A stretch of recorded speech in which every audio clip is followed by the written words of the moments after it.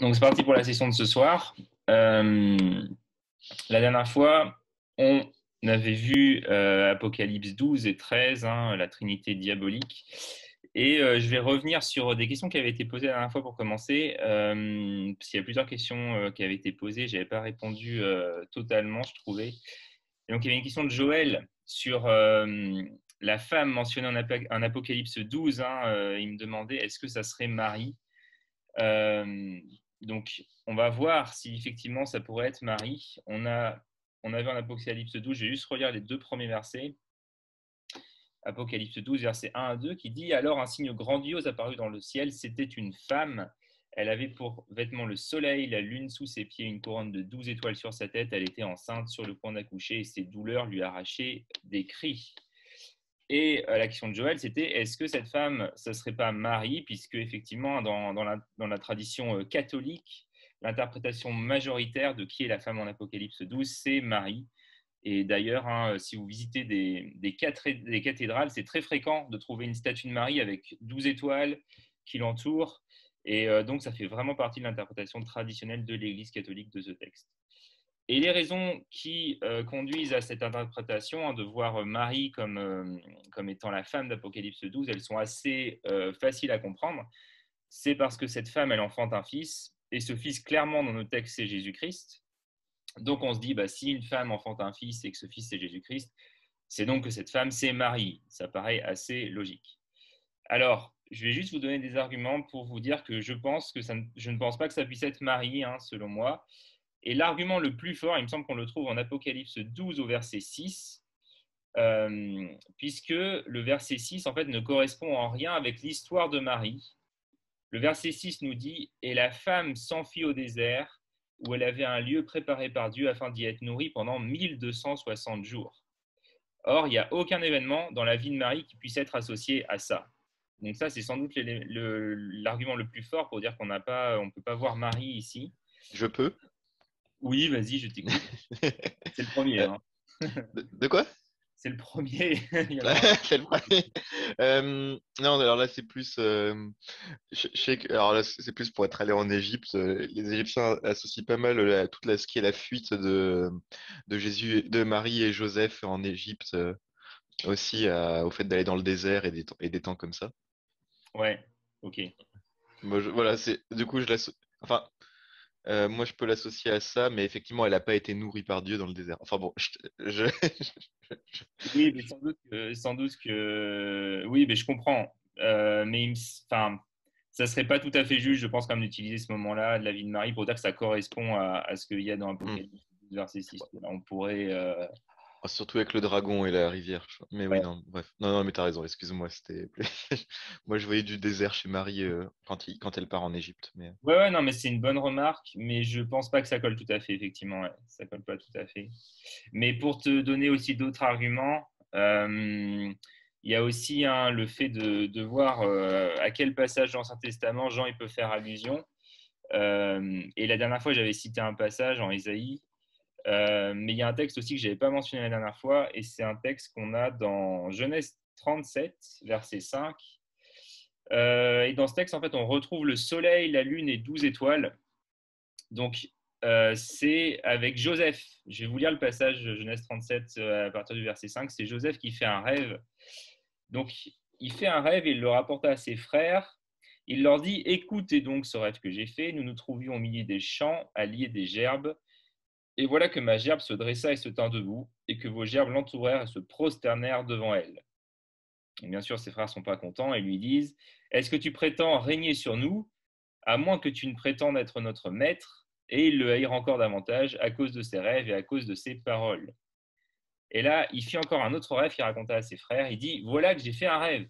Le soleil, la lune et 11 étoiles se prosternaient devant moi. Il le raconta à son père et à ses frères. Son père le gronda et lui dit, que signifie ce rêve que tu as fait? Prétends-tu que nous viendrons, ta mère, tes frères et moi, nous prosterner en terre devant toi? Ses frères éprouvèrent de la jalousie à son égard, mais son père garda le souvenir de cet incident. Donc là, on a des liens.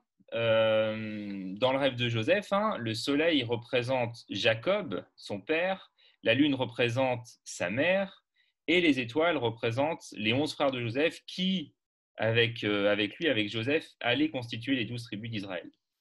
Et donc, à partir de là, je pense qu'on peut déduire que cette femme en Apocalypse 12, qui a le soleil pour vêtement, qui a la lune sous ses pieds, qui a une couronne de 12 étoiles sur la tête, elle va représenter plus qu'une simple femme, elle va représenter en fait même carrément la famille de Jacob. Elle représente Jacob, sa femme, ses 12 filles, c'est-à-dire Israël, c'est-à-dire finalement le peuple qui va enfanter le Messie.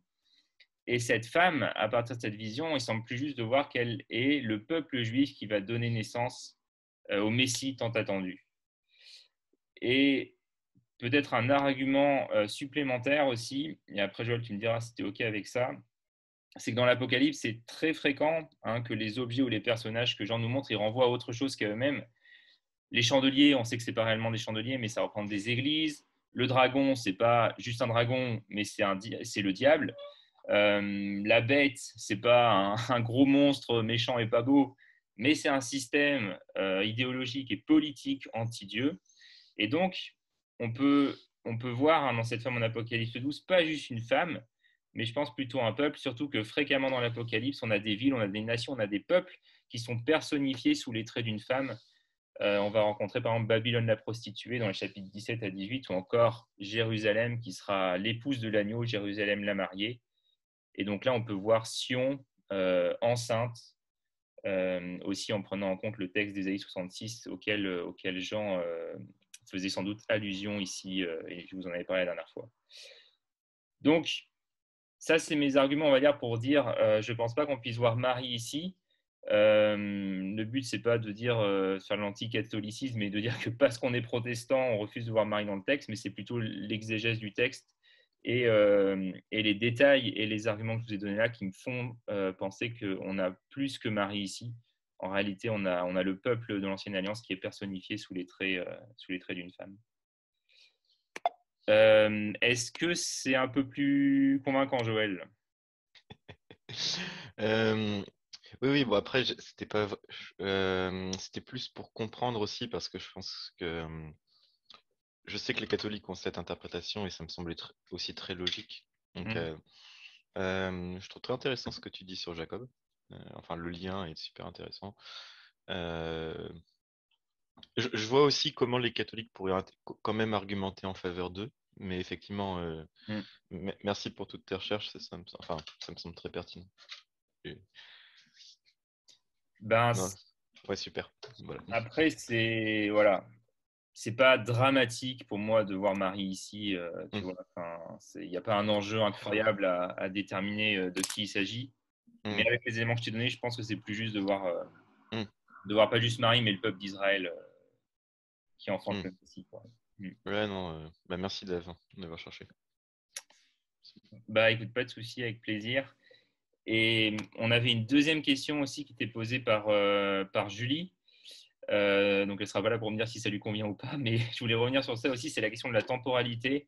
Euh, Parce que donc on avait vu, je vous remontre un peu là où on en était dans les cycles. On avait vu ça déjà, on avait vu le cycle des 7 sauts, le cycle des 7 trompettes, avec le fait que les sauts 1, 4 et 5, avec le quart du monde qui est affecté, se passent entre la mort, la résurrection, l'ascension de Jésus et son retour, de même pour les trompettes 1 à 6.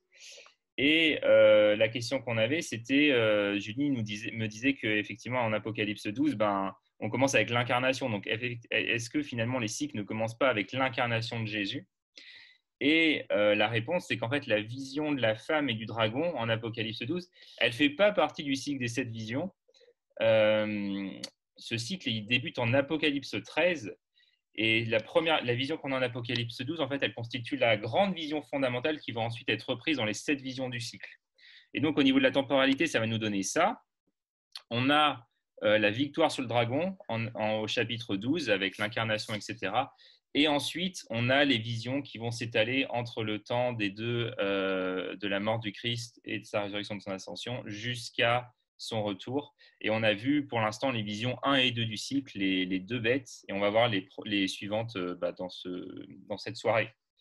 Donc, Tout ça pour dire que nos cycles, que ce soit les sceaux, que ce soit les trompettes, que ce soit les visions, ils débutent bien après la mort de Christ. Ils ne débutent pas dès sa naissance, dès son incarnation, mais après sa mort, résurrection, ascension.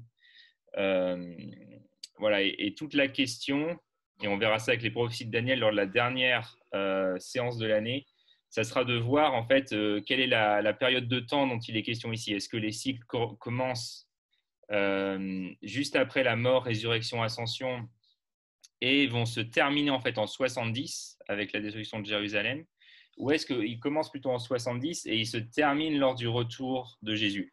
Ça, ça peut paraître peut-être un peu bizarre ou abstrait pour l'instant, mais c'est ce qu'on va voir avec les prophéties de Daniel. En vrai, les deux possibilités sont envisageables, pour tout vous dire. Voilà, mais en tout cas, vous avez ici les cycles et j'espère que c'est un peu plus clair présenté comme ça. Est-ce que ça va jusqu'à présent? Vous m'arrêtez s'il y a une question.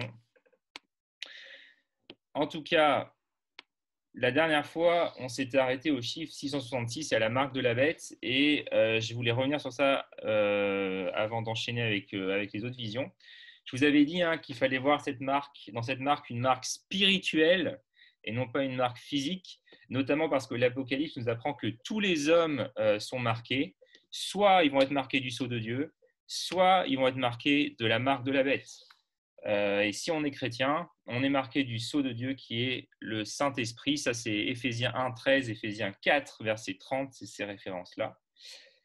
Et maintenant, je vous propose de regarder mon front, de regarder le front de quelqu'un qui est à côté de vous. Et je vous demande, est-ce que vous voyez une marque? Alors peut-être, je pense que ce que vous allez le plus observer, c'est peut-être bien des rides, mais je ne pense pas que vous allez voir de marque. Parce que pourtant, l'Apocalypse nous dit que si on est chrétien, on est marqué du sceau de Dieu, mais cette marque, elle est spirituelle, elle n'est pas visible. Et donc la question que je pose, c'est pourquoi la marque de la bête devrait-elle être physique alors que la marque de Dieu, elle est spirituelle? Et en réalité, il me semble qu'il faut comprendre la marque de la bête comme étant le symbole de l'allégeance spirituelle des humains à ce que la Bible appelle le monde, qui est ce grand système planétaire hostile à Dieu qui est en place depuis la chute d'Adam. Et donc, c'est ainsi qu'il faut comprendre la marque de la bête, de la même manière que la marque sur le chrétien, c'est le symbole du Saint-Esprit qui préserve notre allégeance à Dieu. Et rapidement, je voulais rajouter deux choses que j'ai pas eu le temps de dire la dernière fois, c'est que en Apocalypse 13, verset 16, la bête fait que tous, qu'ils soient petits et grands, qu'ils soient riches et pauvres, qu'ils soient libres et esclaves, ils reçoivent une marque sur la main droite ou sur leur front. Et si on interprète littéralement, encore une fois, on risque de passer à côté de la richesse du sens du texte, où la marque sur le front et sur la main, ça renvoie en fait à l'intelligence et ça renvoie à l'action. La tête et la main, c'est ça. Dans l'Ancien Testament, on a des passages qui demandent aux Juifs de mettre la Torah sur leur front et sur leurs mains. Et en fait, ça, c'est pour dire qu'on médite la Torah et qu'on pratique la Torah. Donc, ce qu'il faut comprendre ici, c'est que la bête, elle va essayer de faire en sorte que les hommes pensent faussement, qu'ils croient en des fausses idéologies, qu'ils aient en pensée des lois impies, des lois anti-Dieu, mais aussi que les hommes, finalement, ils aient les actes de ces lois, qu'ils agissent conformément à ces lois anti-Dieu. Et finalement, tout comme le Christ nous donne des commandements et souhaite qu'on soit sous son règne, la bête, elle aussi, elle nous donne des commandements et elle veut qu'on soit sous son règne. Et c'est ce que je vous avais dit la dernière fois, la bête, c'est un faux Christ. Elle singe, elle parodie ce que fait le Christ. Et la deuxième chose que je voulais vous dire, c'est qu'à l'époque de Jean, à l'époque où Jean écrit, il y a deux types de personnes qui étaient marquées, deux types de personnes qui recevaient une marque. C'était les esclaves et c'était les soldats. Et je trouve ça intéressant parce que ça peut nous dire quelque chose aussi de cette marque qui est imposée ici par la bête. Cette marque, elle va faire de ceux qui la reçoivent des esclaves de la bête et des soldats de la bête, tout comme les chrétiens finalement, tout comme les chrétiens qui ont le sceau de Dieu. On est esclave de Christ, comme le dit Paul dans ses épîtres, et on est aussi soldat de Jésus-Christ. On a même une armure, selon Éphésiens 6, pour combattre le bon combat. Donc, voilà, je voulais juste rajouter ça sur la question de la marque de la bête. Et si vous n'avez pas de réaction, s'il n'y a pas de remarques, on peut passer aux visions suivantes qu'on va regarder ce soir. On va voir les 5 dernières visions de notre cycle et aussi les 7 coupes. C'est les deux choses sur lesquelles on va s'appesantir ce soir. Donc j'aimerais commencer par vous donner la liste en fait des 7 visions qui constituent le 4e septénaire. Donc vous les avez ici. On en a déjà vu 2. La bête qui monte de la mer, la bête qui monte de la terre. Donc ça, c'est les visions qu'on a vues la dernière fois. Aujourd'hui, on va voir rapidement les visions qui sont ici, notamment l'agneau et les 144 000 rachetés, et la moisson et la vendange. Donc ce que je vous propose, c'est qu'on lise Apocalypse 14. Je vais lire juste les 5 premiers versets, Apocalypse 14, versets 1 à 5. C'est la vision numéro 3 de notre cycle, et c'est l'agneau et les 144 000 rachetés. Donc voilà ce qu'on lit en Apocalypse 14. Alors je vis l'agneau qui se tenait debout sur le mont Sion et avec lui les 144 000 qui portent son nom et le nom de son Père inscrit sur leur front. J'ai entendu une voix qui venait du ciel et qui résonnait comme de grandes eaux, comme le grondement d'un coup de tonnerre violent. C'était comme le son d'un orchestre de harpistes jouant de leurs instruments. Tous ces gens chantaient un cantique nouveau devant le trône, devant les 4 êtres vivants et devant les représentants du peuple de Dieu. Et ce cantique, personne ne pouvait l'apprendre excepté les 144 000, les rachetés de la terre. Ce sont ceux qui ne se sont pas souillés avec des femmes, ils sont restés vierges, ils suivent l'agneau partout où il va. Ils ont été rachetés d'entre les hommes pour être offerts comme des premiers fruits à Dieu et à l'agneau. Il ne s'est pas trouvé de mensonge dans leur bouche, ils sont irréprochables. Alors, ce sur quoi j'aimerais insister, c'est que la vision, en fait, ici qu'on a, elle va contraster énormément avec les 2 premières. Elle met en contraste l'agneau avec les bêtes et surtout les disciples de l'agneau avec les disciples de la bête. Donc, juste pour vous montrer quelques exemples, il y a le fait que la première bête, elle domine les mers, tandis que la deuxième bête, elle domine la terre. Mais on va dire que celui qui tient le haut du pavé, c'est l'agneau. C'est lui qui se tient debout sur le mont Sion depuis lequel il domine sur la terre et sur les mers.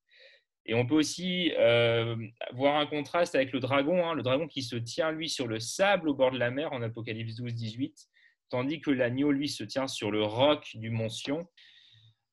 Ensuite, on a les 144 000 qui apprennent un cantique à la gloire de Dieu et de l'agneau, alors que les autres habitants de la terre chantaient précédemment les louanges de la bête. Donc à nouveau un contraste.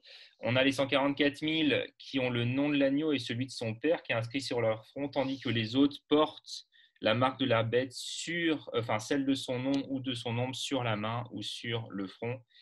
Et c'est intéressant de voir que à peine 3 versets finalement après qu'il était question de la marque de la bête, Jean il insiste sur le fait que personne finalement ne peut rester sans engagement dans le conflit entre Dieu et le mal. Soit on porte la marque de la bête et le nom de la bête, soit on porte le sceau de Dieu et le nom de Dieu et de l'agneau. Mais il n'y a pas de neutralité possible. En tout cas, dans le livre de l'Apocalypse, il n'y a pas de neutralité possible. On porte forcément l'un des 2 sceaux, l'une des 2 marques.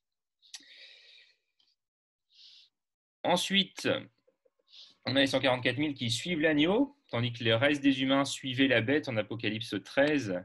On a les 144 000 qui sont vierges, et en ça, ils vont s'opposer plus tard à la grande prostituée. Donc, on verra ça au chapitre 17, elle apparaîtra à ce moment-là. J'aurai l'occasion de revenir sur ça.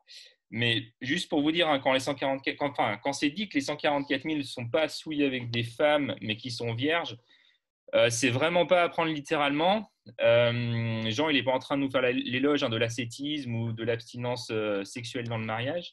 Mais il faut plutôt comprendre que ça veut dire ce que ça veut dire en fait dans le contexte dans lequel vivaient les chrétiens à l'époque de Jean, puisqu'à l'époque, on avait vu ça un peu les dernières fois, il y avait des pressions très fortes sur les chrétiens pour qu'ils participent au culte des divinités païennes, parce que le fait de participer à ces cultes, ça pouvait permettre de se faire une place dans la société, ça pouvait permettre de faire fructifier son marché, ses affaires, ça permettait de participer à la vie sociale.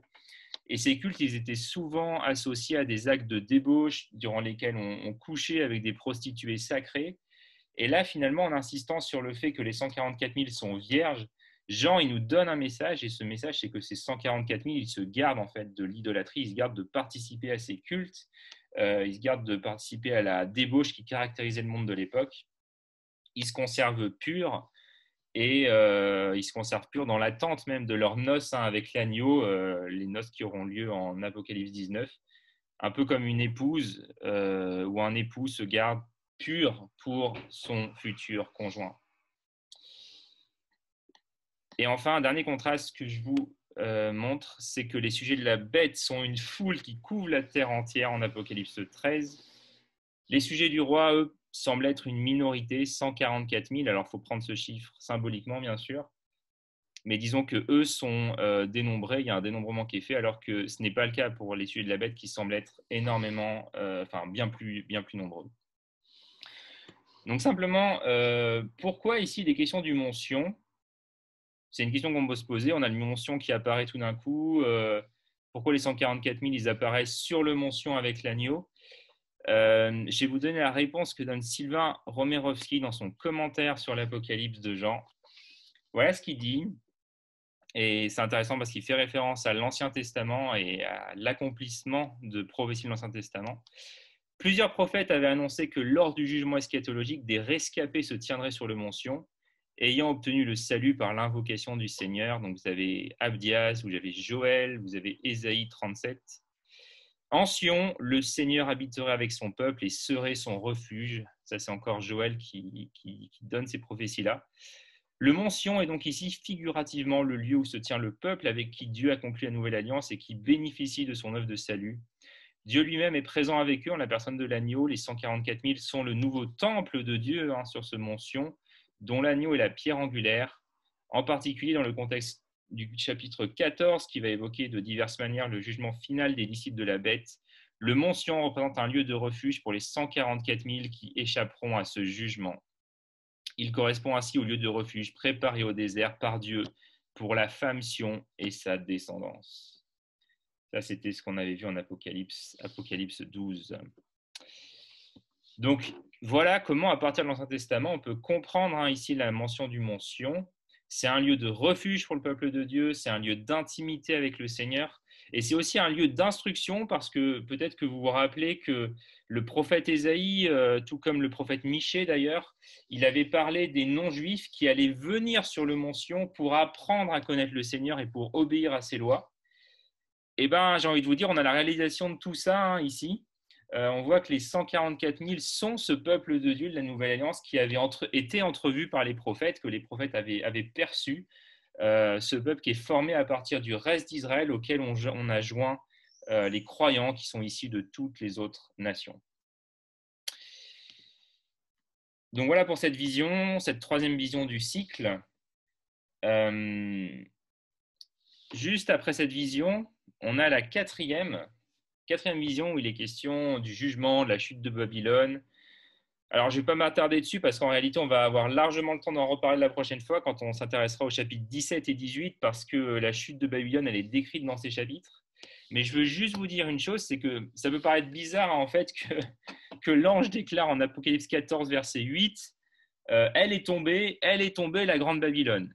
Ça, c'est ce qu'il dit en Apocalypse 14, verset 8. Bon, ça paraît quand même un peu bizarre, même absurde, parce que c'est la première fois que Babylone est mentionnée dans l'Apocalypse. Et en plus, l'ange dit que Babylone allait tomber, alors que la ville et sa disparition, elles ne vont pas être décrites avant les chapitres 17 et 18. Mais j'ai envie de souligner ça parce que ce que Jean fait ici, ça nous rappelle une chose, ça nous rappelle une fois de plus que l'Apocalypse, elle ne raconte pas les événements dans une séquence chronologique. Ce n'est pas des événements qui se suivent les uns les autres. Il n'écrit pas l'Apocalypse, Jean, pour nous avertir de tout ce qui doit se passer dans les mois qui vont précéder le retour de Jésus, mais il écrit pour avertir ses lecteurs, pour transformer leurs pensées et leur engagement. Et ici, finalement, le fait de savoir que Babylone est vouée à la chute, avant même qu'on dise ce qu'est Babylone, ça devrait inciter en fait celui qui lit l'Apocalypse à ne pas faire confiance à cette ville, à ne pas mettre sa confiance dans cette ville et dans ce qu'elle va représenter. Donc du coup, je vais passer à la vision, à la cinquième vision de notre cycle, la moisson et la vendange. Encore une fois, si vous avez des questions, des remarques, vous n'hésitez pas à m'interrompre. Je vous propose qu'on la lise. Ça, c'est les versets 14 à 20 du chapitre 14. Donc, on va lire la vision et puis je vais la commenter un peu. Donc, voilà ce que dit Jean.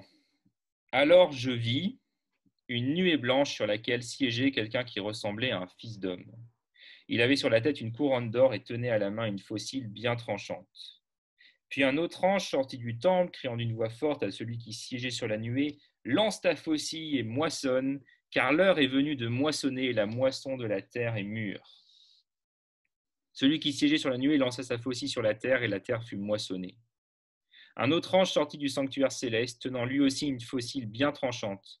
Puis un autre ange encore, l'ange préposé au feu, quitta l'autel et cria d'une voix forte à celui qui tenait la faucille tranchante, lance ta faucille tranchante et vendange les grappes de la vigne de la terre, car ses raisins sont mûrs. L'ange lança sa faucille sur la terre et vendangea la vigne de la terre. Il versa sa récolte dans le grand pressoir de la colère de Dieu. On écrasa les raisins dans le pressoir hors de la ville. Le sang en sortit si abondamment qu'il atteignit la hauteur du mort des chevaux sur une étendue de 1600 stades. Alors voilà pour cette vision. Elle est assez intéressante en réalité parce que je suis assez sûr que quand vous la lisez, j'imagine que vous pensez qu'elle se réfère à la toute fin des temps, au moment où Jésus va revenir pour rassembler ses élus, pour juger ceux qui ont refusé de se soumettre à lui. Mais en réalité, c'est peut-être aller un peu vite en besogne et j'aimerais vous présenter une autre façon de lire ce passage qui me semble être tout aussi valable. Je ne dis pas que c'est la seule, mais elle me semble être valable. Et d'abord, en fait, il y a une question là, c'est que qu'est-ce qu'il faut voir en fait dans cette moisson et cette vendange? Est-ce qu'en fait là, on a affaire à une double métaphore du jugement? C'est-à-dire, est-ce qu'on a deux façons de décrire le même événement, à savoir le jugement de ceux qui adorent la bête? Ou est-ce qu'on n'a pas plutôt là deux événements différents où la moisson, elle évoquerait le rassemblement des élus pour le salut et la vendange, elle représenterait le jugement des incroyants? Vous voyez l'idée? C'est soit on a un même événement décrit par deux façons différentes, soit on a affaire à deux événements différents. Et là, il y a des avis partagés de la part des commentateurs. Ils ne sont pas tous d'accord. Je pense, je vous propose de voir dans l'image de la moisson de la terre le rassemblement des élus et dans la scène de la vendange qui suit, une évocation cette fois du jugement des non-croyants. Et ça me semble en fait bien correspondre avec ce qu'on peut trouver dans certains textes des évangiles, comme par exemple en Matthieu 13, où on a cette parabole de l'ivraie et du blé, où d'un côté on a le blé qui est moissonné, qui est stocké dans le grenier, et on a la mauvaise herbe, l'ivraie, qui elle est coupée et puis elle sera brûlée. Donc en gros deux événements, le rassemblement des croyants et le jugement des non-croyants. En tout cas, quoi qu'il en soit, c'est dit que la terre ou le pays en grec fut moissonné. Donc déjà, on peut se demander, c'est quoi cette terre? Est-ce qu'il est question en fait de la planète Terre? Est-ce qu'il est question du monde entier? Ou est-ce qu'il est question plus spécifiquement de la terre d'Israël, du pays d'Israël? Et comme je vous l'ai dit, en fait, le terme en grec ne nous permet pas de trancher ici. Mais ce qui attire mon attention, c'est qu'on a le verset 19 où il est dit « L'ange lança sa faucille sur la terre et vendangea la vigne de la terre. » Or, vraiment dans tout l'Ancien Testament, la vigne, c'est le symbole de quoi? La vigne, en fait, c'est le symbole d'Israël. C'est le symbole d'Israël. L'Ancien Testament n'utilise jamais la vigne pour parler des païens, ni pour décrire le jugement de Dieu sur les païens, parce que la vigne était vraiment ce symbole d'Israël. Vous avez ça en Ésaïe 5, vous pouvez lire Ésaïe 5, versets 1 à 7. Vous avez aussi le psaume 80, versets 8 à 10, je vais vous les lire, où il est dit « Dieu de l'univers, relève-nous, fais briller ton visage et nous serons sauvés. Tu avais arraché de l'Égypte une vigne, et donc là il est question d'Israël bien sûr, tu as chassé des nations et tu l'as plantée, tu as déblayé le sol devant elle, elle a pris racine et elle a rempli le pays. » Et donc la vigne, en fait, dans l'Ancien Testament, représente Israël. Et en Apocalypse 14, les raisins de cette vigne sont écrasés dans le pressoir hors de la ville. Et ça pourrait très bien évoquer la destruction en fait, de Jérusalem par les Romains en 70 après Jésus-Christ, parce qu'on a le même langage qui était déjà utilisé en Lamentation 1 pour parler de la destruction de cette même ville de Jérusalem par les Babyloniens. En Lamentation 1, verset 15, c'est dit que lors de la chute de Jérusalem en 586 avant Jésus-Christ, le Seigneur, je cite, le Seigneur avait foulé comme dans un pressoir la population de Juda. Et en réalité, on peut comprendre qu'il est question ici des Juifs qui n'ont pas reconnu en Jésus le Messie quand il est venu, qui ont refusé de voir Jésus régner sur eux. Et le fait que les raisins soient écrasés hors de la ville, ça transmet le message assez clair finalement que ces juifs incrédules, ils sont en fait considérés comme maudits, comme des criminels, parce que c'était les criminels, c'était ceux qui s'étaient rebellés contre Dieu et contre ses lois, qu'on exécutait hors de la ville dans l'Ancien Testament. Et on voit aussi que le sang qui sort du pressoir, il va couler sur une étendue de 1600 stades, selon le verset 20. Or, 1600 stades, c'est quoi? C'est environ 280 km. Et ça, c'est la longueur exacte du territoire du pays d'Israël, du nord au sud, de Dan jusqu'à Beersheba, comme le dit souvent la Bible, de Dan jusqu'à Beersheba. C'est pour dire tout Israël du nord au sud. Donc, je reste persuadé qu'il faut comprendre ce chiffre de 1600 de manière symbolique. 1600, c'est le carré de 40, 40 fois 40. Et 40 dans la Bible, c'est un chiffre qui revient souvent, c'est le chiffre de l'épreuve, mais c'est aussi le chiffre du châtiment en réalité. Vous pouvez penser aux 40 ans d'Israël dans le désert, vous pouvez penser aux 40 coups qui étaient administrés aux criminels, vous pouvez aussi penser au jugement qui allait laisser l'Égypte déserte pendant 40 ans, c'est dans Ézéchiel 29, les versets 11 à 12. Et donc le chiffre de 1600, en fait, 40 fois 40, il convient bien pour évoquer le jugement ultime, définitif et global, mais ça n'empêche pas que tout ce que je vous ai dit là, ça pourrait très bien s'appliquer au jugement de Dieu sur son peuple au 1er siècle, au jugement de Dieu sur Israël et sur Jérusalem suite au rejet et à la mort du Messie. Et j'aimerais juste vous citer Russell, qui lui-même est cité par Peter Leithart dans son commentaire. Il commente ce passage et voilà ce qu'il dit sur Apocalypse 14. Il dit « La description symbolique est terrible et elle s'est réalisée presque littéralement dans l'histoire. Le peuple d'Israël a tout simplement été piétiné dans la fureur de la colère divine. Où y eut-il jamais une mer de sang telle que celle qui fut versée dans la guerre totale menée par Vespasien et Titus contre Israël? Le carnage tel qu'il est relaté par Flavius Joseph dépasse tout ce qui est enregistré dans les annales sanguinaires de la guerre. Si nous n'avions pas le témoignage d'un témoin oculaire qui n'avait certainement aucun intérêt à exagérer la ruine de son peuple, il serait à peine possible de croire que ces symboles n'ont pas été surchargés.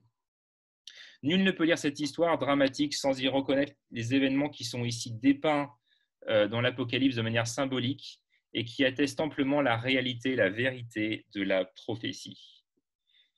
Et si vous aimez l'histoire, si vous êtes intéressé par les événements géopolitiques qui ont eu lieu peu après la mort de Jésus, je vous encourage à lire Flavius Joseph, qui est cet historien juif romain du 1er siècle. C'est assez passionnant de voir tout ce qu'il a écrit sur le sort d'Israël lors des années 60-70. Et en le lisant, finalement, en mettant en lien ce qu'il dit avec ce passage d'Apocalypse 14, on peut très bien comprendre qu'en 70 après Jésus-Christ, la vigne qui est Israël, finalement, elle est coupée, elle est piétinée dans le pressoir, et que cette destruction, c'est le point culminant, finalement, d'un processus qui a duré plus de 40 ans et qui avait été annoncé par Jésus dans son discours du Mont des Oliviers. Quand vous lisez Matthieu 24, Luc 21, vous voyez ces choses. Et juste pour vous le prouver, entre guillemets, je peux vous lire Luc 21, les versets 20 à 22, où Jésus dit « Quand vous verrez les armées ennemies encercler Jérusalem, sachez que sa destruction est imminente, alors que les habitants de la Judée s'enfuient dans les montagnes, que ceux qui se trouveront dans Jérusalem s'empressent de sortir, que ceux qui seront dans les champs ne rentrent pas dans la ville. Ces jours-là, en effet, seront des jours de châtiment où tout ce que disent les Écritures s'accomplira. » C'est fort quand même ce que dit Jésus là. Ces jours-là seront des jours de châtiment où tout ce que disent les Écritures s'accomplira. Et je sais qu'on parle rarement de ce qui s'est passé en 70 après Jésus-Christ entre nous, mais pourtant c'est une date qui est assez importante dans l'histoire de la rédemption, une date à laquelle ce dont parlaient les prophètes de l'Ancien Testament s'est accompli, puisque les prophètes présentaient la chute de Jérusalem à venir comme étant un châtiment divin qui allait être exercé par des nations étrangères. Vous avez, pour une référence, vous avez par exemple Daniel 9, 26 ou Osée 9, 7, et je reviendrai sur la prophétie de Daniel en fin d'année, et on verra ce qu'il dit par rapport à la destruction future de Jérusalem. Bon, en tout cas, voilà, je vous présente ça. Je suis content si ce qu'on voit maintenant, ça vous fait réfléchir. Je ne vous dis pas que c'est la meilleure façon de voir d'interpréter ce passage, Mais j'apprécie cette interprétation d'Apocalypse 14.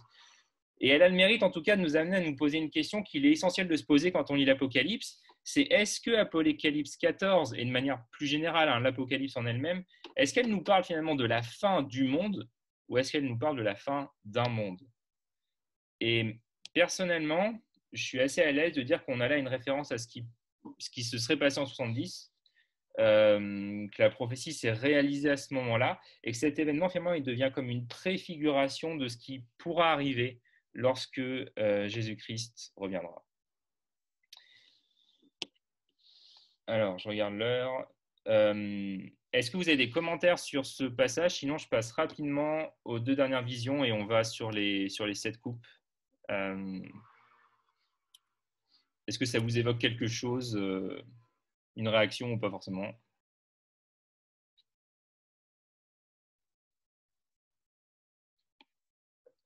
Ça a l'air d'aller. En tout cas, n'hésitez pas à m'arrêter. Donc, rapidement, les 2 dernières visions.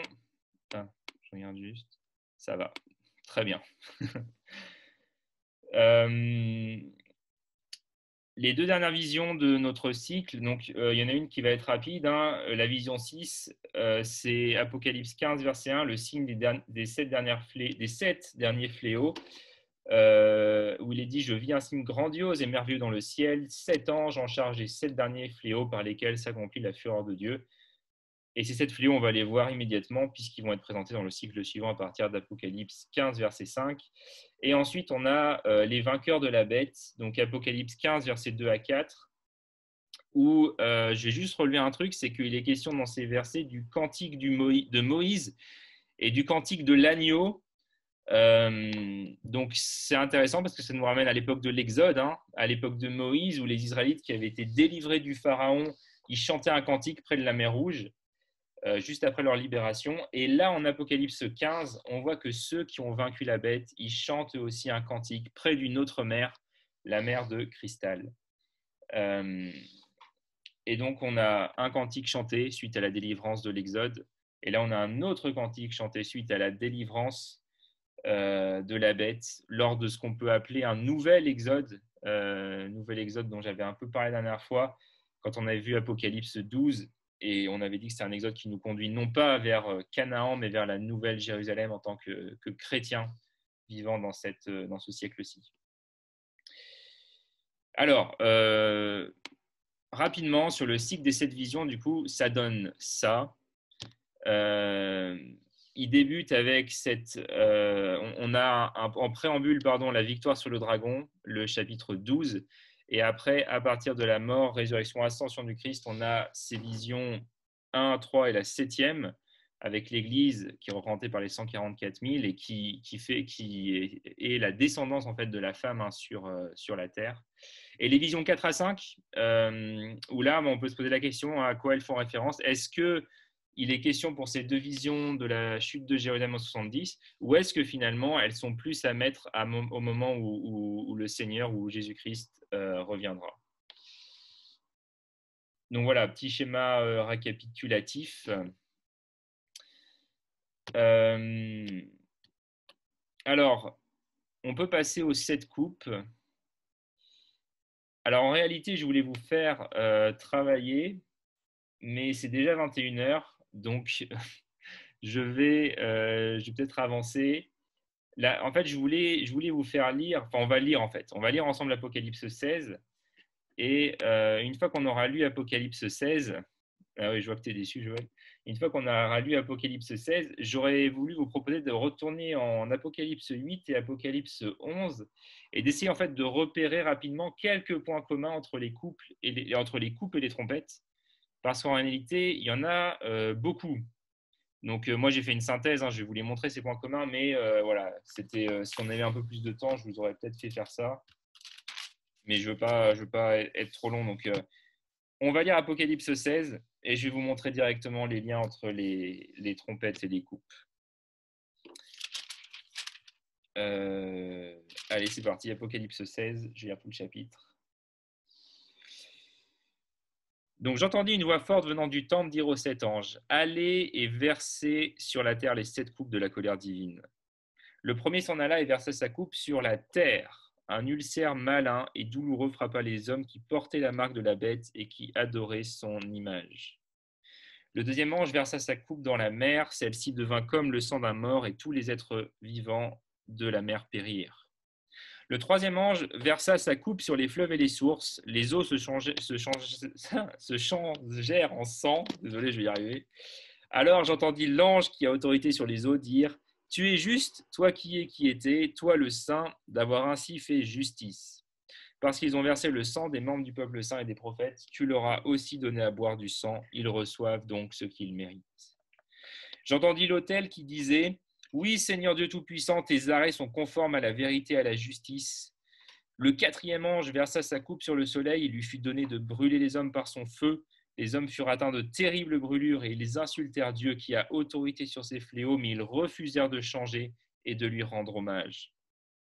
Le cinquième ange versa sa coupe sur le trône de la bête.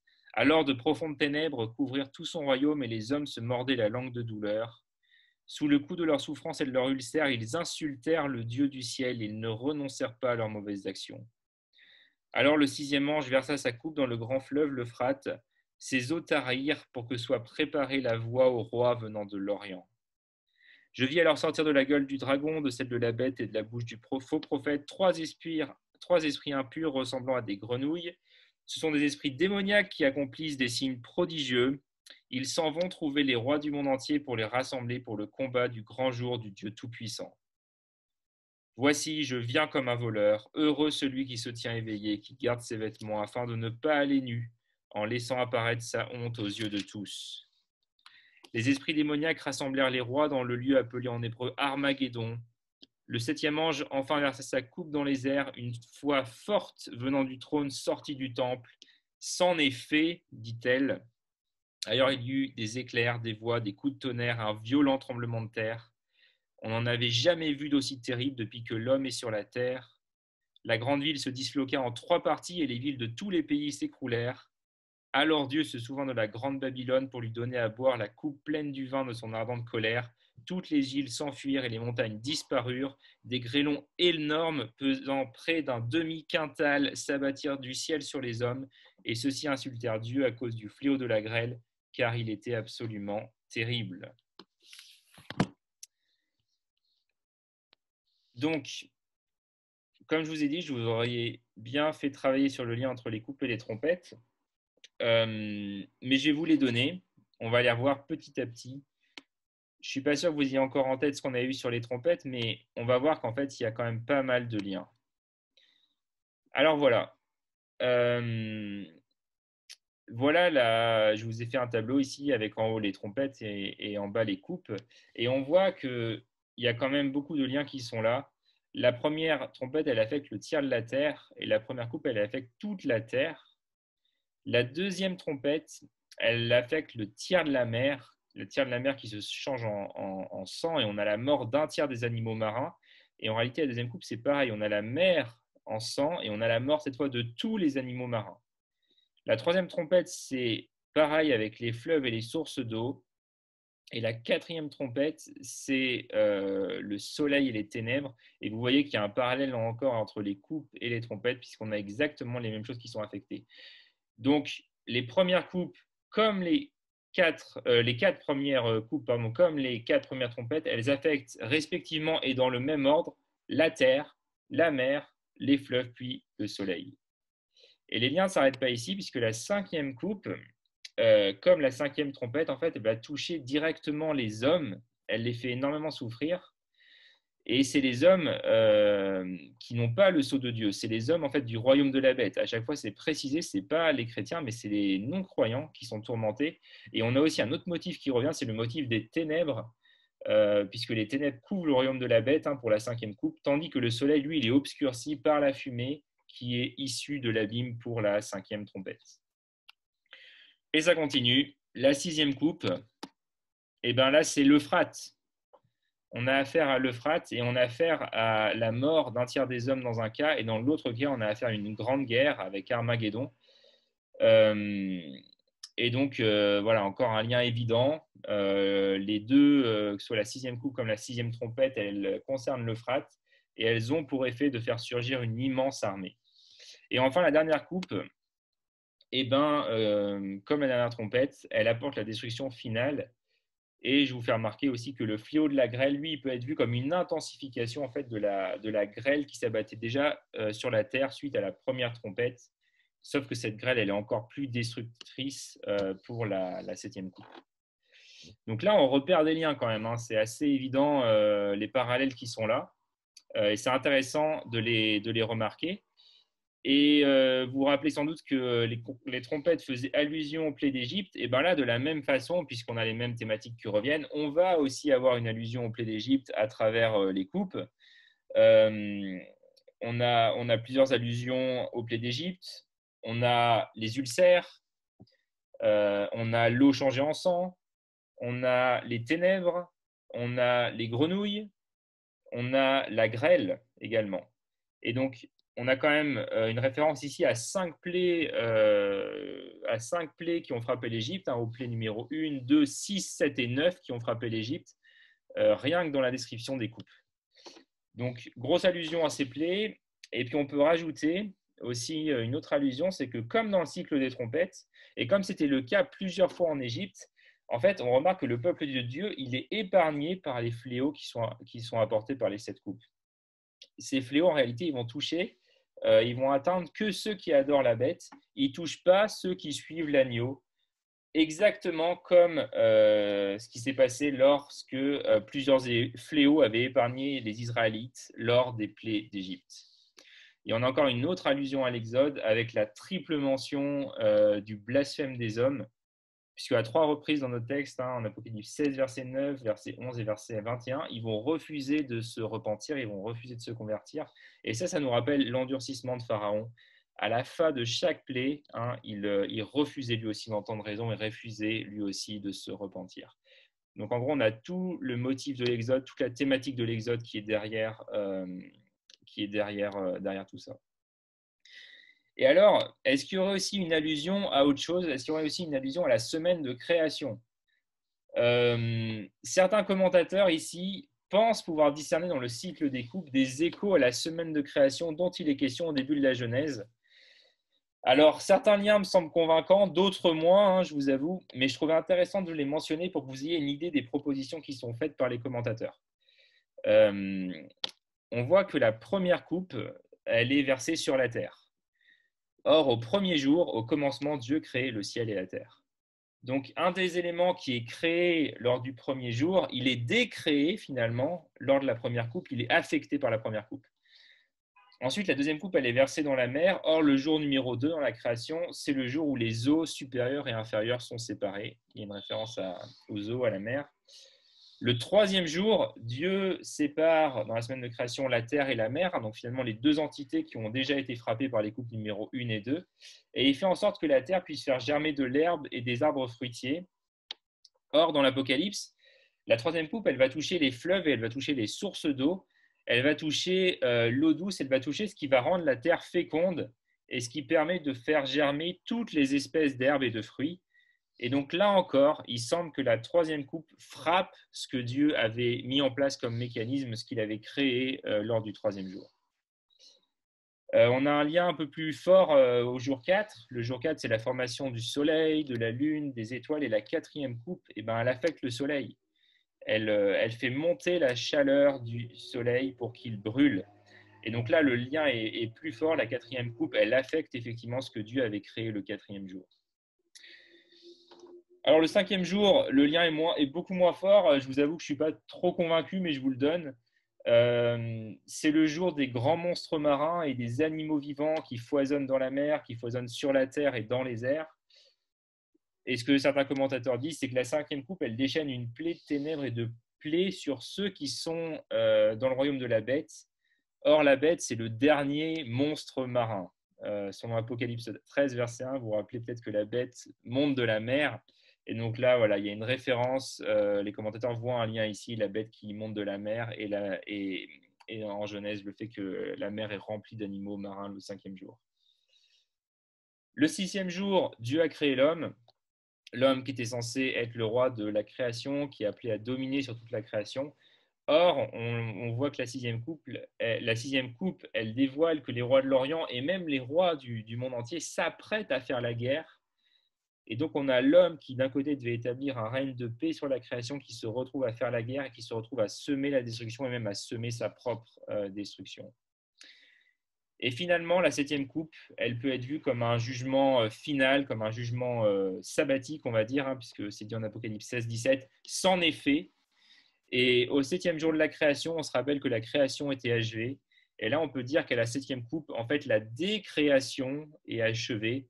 Le monde a été décréé, il est revenu au chaos originel, on est revenu au tohu-bohu, puisque à la septième coupe, toutes les villes de tous les pays s'écroulent, les montagnes disparaissent, des énormes grêlons tombent et détruisent tout sur leur passage.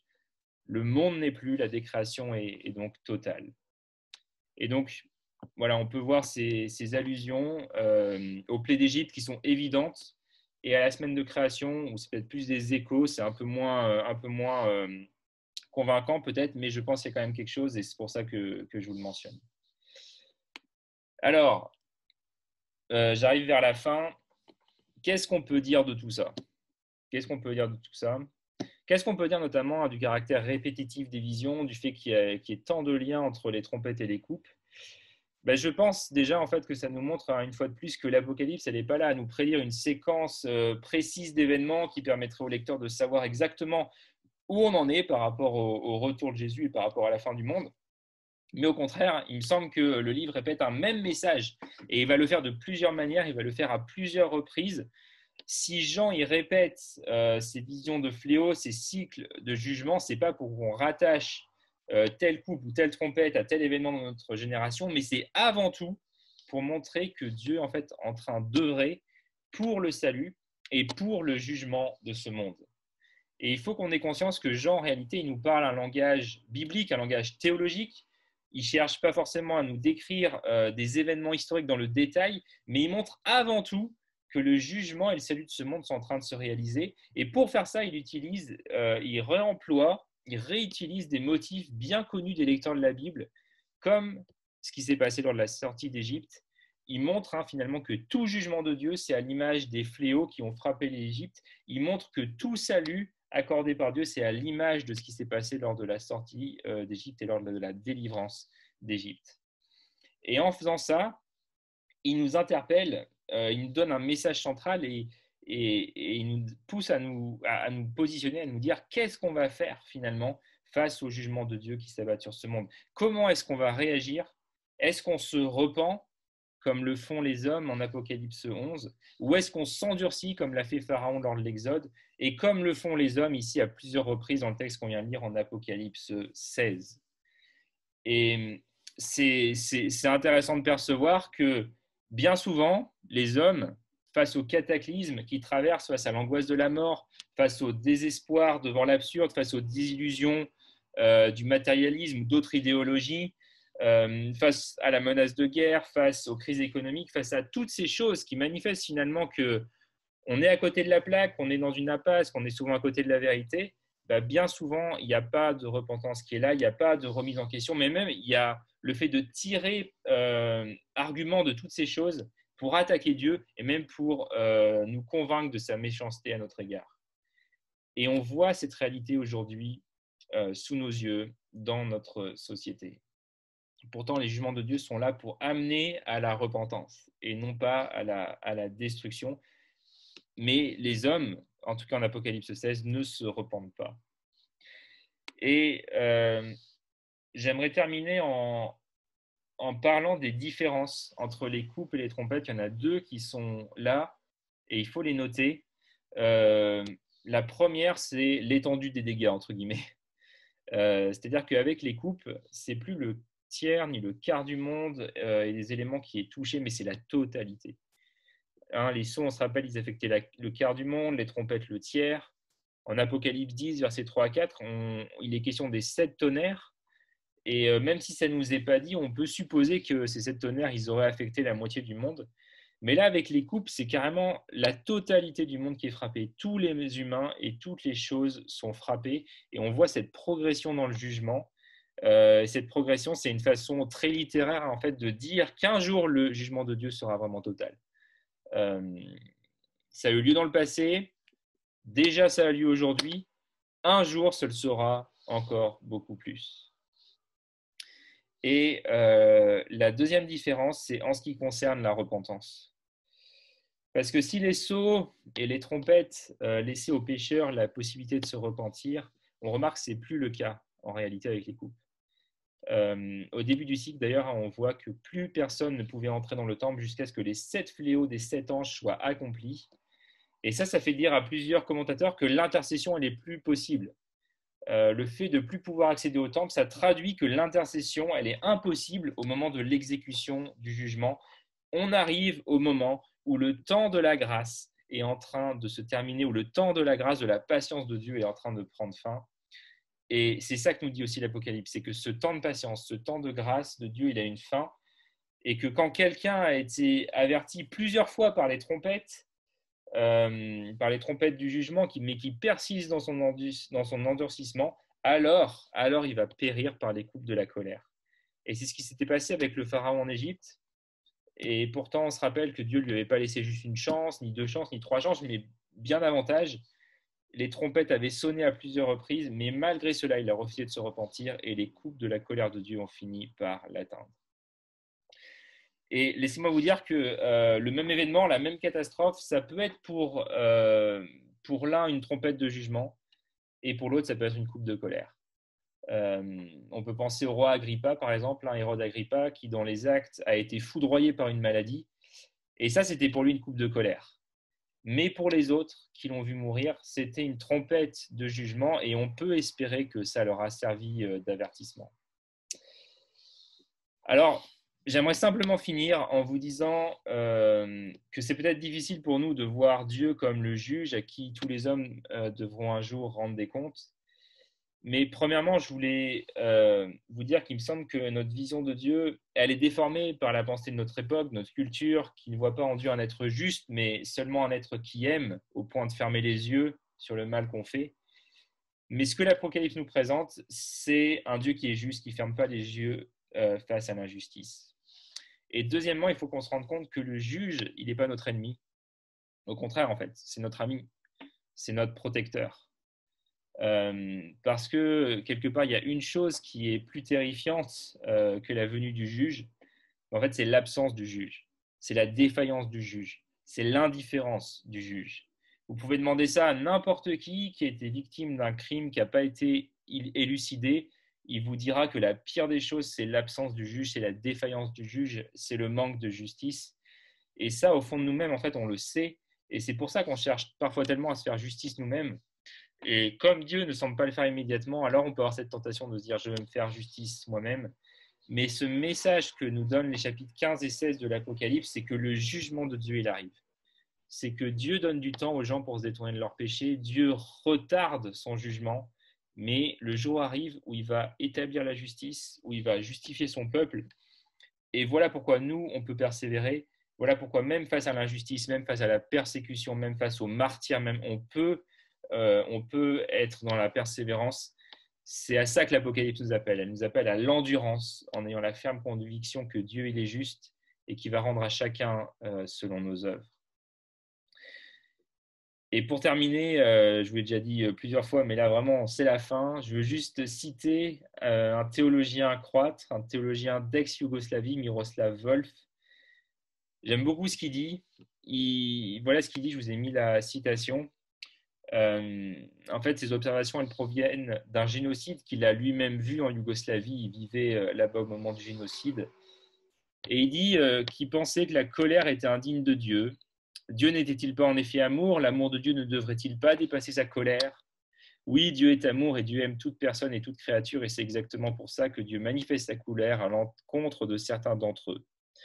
Ma dernière résistance à l'idée d'un Dieu en colère est tombée lors de la guerre dans l'ancienne Yougoslavie.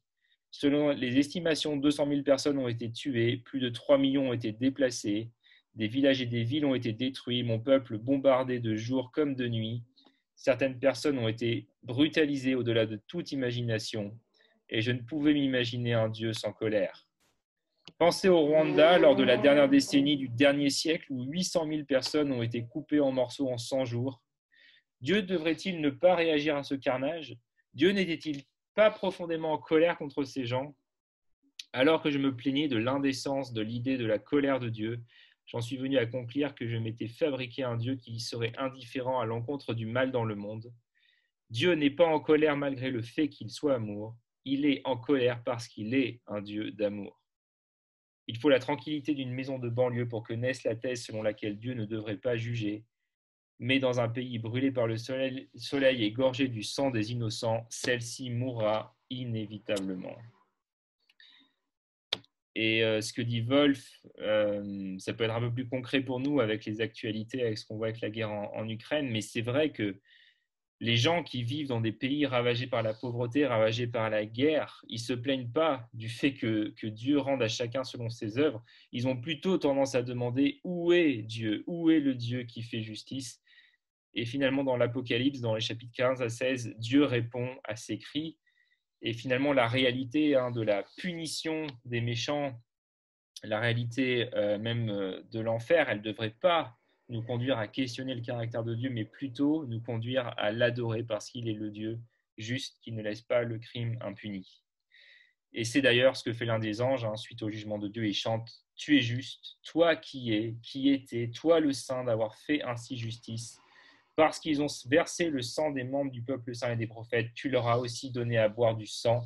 Ils reçoivent ainsi ce qu'ils méritent. » Et donc Dieu n'est pas cruel, il n'est pas dur ni dénué de miséricorde, mais son jugement signifie qu'il entend les cris des victimes du péché et qu'il n'aura pas de répit jusqu'à ce que justice soit faite. Et cette nouvelle, c'est une bonne nouvelle qui devrait nous réjouir, tout comme elle a réjoui Jean et les chrétiens de son époque.